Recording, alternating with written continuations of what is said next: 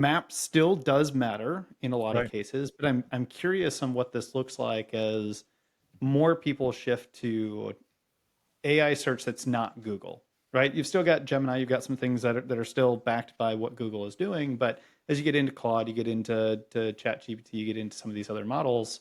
Um, the map isn't there. The Mhm. search thing is different, and as I see things like Atlas, the browser now by um, OpenAI or ChatGPT, Mhm. and Comet, the Perplexity version of a web browser.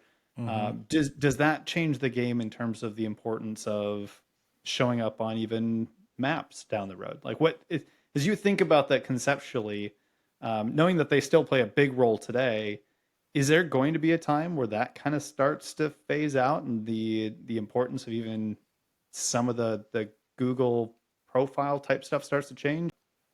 Well, it's dominant now because of the user experience. If you think about it, it makes sense because if I'm going to look for, let's say I'm going to look for a tire shop near me.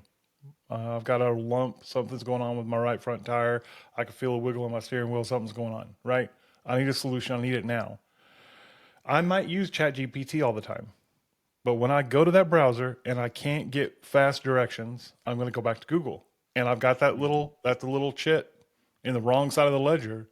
And that's what's going to happen to them. I've watched several breakdowns of the user experience, and it's fine from a 30,000 foot view. But when the rubber meets the road and you've got to make a decision and you need to drive there now, you're going to use Apple Maps, you're going to use Google Maps, or you're going to use Google Maps. And if you've got an Apple device, you'll use that for navigation. And what's really going to affect everything is however all this bubble stuff shakes out.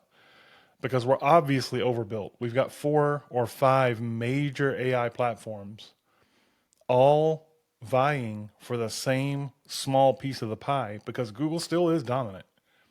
They're still the biggest fish. They've got less food than they had 2 years ago, but they're still the biggest fish. And so you've got 5 little fishies eating at this one part of the pie.